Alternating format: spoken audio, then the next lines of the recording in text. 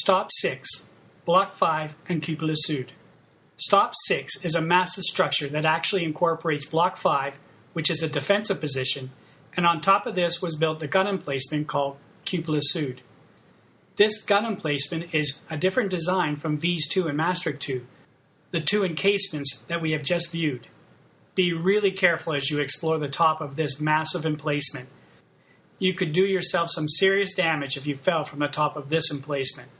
It is from here that you will get an excellent view of the anti-tank ditch and wall that leads back to where we started the tour at Bloc 1. Bloc 5 is situated here on the southeast tip of the diamond-shaped fortress. Bloc 5 was armed with one 60mm anti-tank gun and two machine guns as well as a searchlight, and had an armored observation dome. It could only fire in one direction, towards Bloc 6, which was stop 2 on our tour. Its crew numbered 3 NCOs and 14 soldiers. The armored retracting Cupola Sud emplacement mounted a pair of quick-firing 75mm guns with a range of 10,000 yards. They had a 360-degree traverse and were raised to the firing position by a combination of electronic motors and counterbalanced weights. The cupola was lowered for reloading into a protective concrete recess, leaving only the steel dome of the cupola showing above ground. As with all the fort artillery casements and cupolas, when the breaches were opened, the gas defense overpressure in the chambers, maintained by the fort's ventilation system, was designed to ensure that the propellant fumes were forced out of the gun barrels rather than being vented into the cupola. Unlike the V's and Maastricht casements, the cupolas were constructed with 3 instead of 2 stories, the lower one having a ready store of ammunition and crew bunks. Cupola Sud was the most active battery during the battle. Cupola Sud was not a primary target for Sturmgruppe Granit. As it was located on the southern tip of the fortress, the Germans did not believe its guns could fire on the bridges over the Albert Canal to the north. During the course of the battle, Cupola Sud fired several fire missions under the direction of observers in Eben 1, located over Bloc 01, overlooking the Albert Canal to the south. We will visit Bloc 01 later in the tour.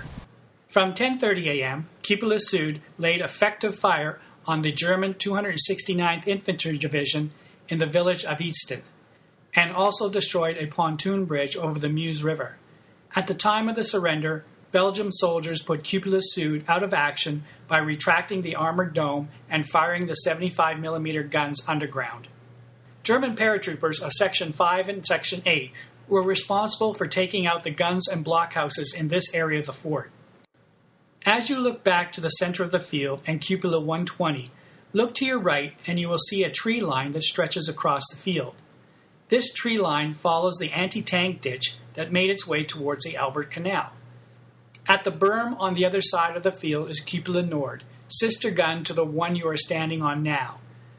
There was also a group of anti-aircraft guns that were between here and Cupola Nord, which was also an objective of the two groups.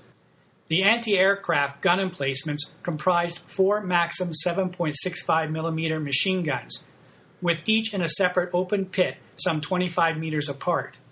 In the middle of the position was a small hut with a telephone operator who was connected to the command post. The anti-aircraft crew comprised 1 officer, 4 NCOs, and 13 soldiers.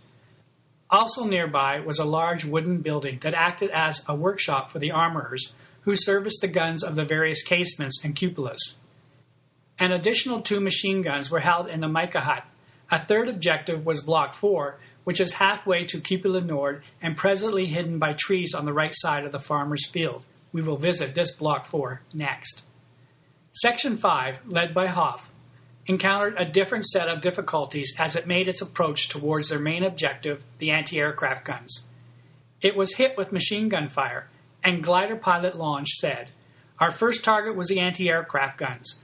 We were on the short final, and they shot in our direction. It was easy for me to find my target because I could see the fire of the bullets, so I had to follow this direction right to the guns." The pilot maneuvered the glider towards the machine gun, and as he landed, and the glider's wing luckily caught the sandbag machine gun anti-aircraft emplacement. Upon landing, 4 Belgian defenders in a nearby wooden barracks woke up, stepped out of the building to investigate, and surrendered to the glider pilot, Lange, who stood next to his cockpit pointing his pistol at them. The remainder of the Belgian defenders in the barracks fired a machine gun from the rear window towards Cupola Nord and Section 8, which had landed nearby. After assaulting and destroying the anti-aircraft position, Troop 5 could hear and see the guns from Cupola Sud firing on top of the fort. The members of Section 5 moved onto the top of the structure and placed 2 50-kilogram hollow charges on the surface. The explosion of the hollow charges shook the Belgian crew and dislodged the gun mounts. Though Belgian gunners continued to fire, their gun required time-consuming adjustments after each salvo. Men from Troop 5 now realized that Troop 8 troopers were in trouble as they assaulted Cupola Nord. A trooper was hit and lying on his glider's wing, while heavy machine gun fire pinned down the rest of the section. Section 5 leader Hoff moved to help Section 8, led by Unger, whose section was under intense fire. Troop 5 now headed over the open field to Cupola Nord to assist with the assault. Now on to the next stop. Proceed back along the path that skirts the woods on the right.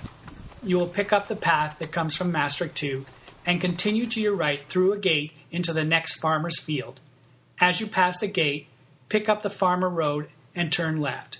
You can now listen to Stop 7, which will give you information about the next stop.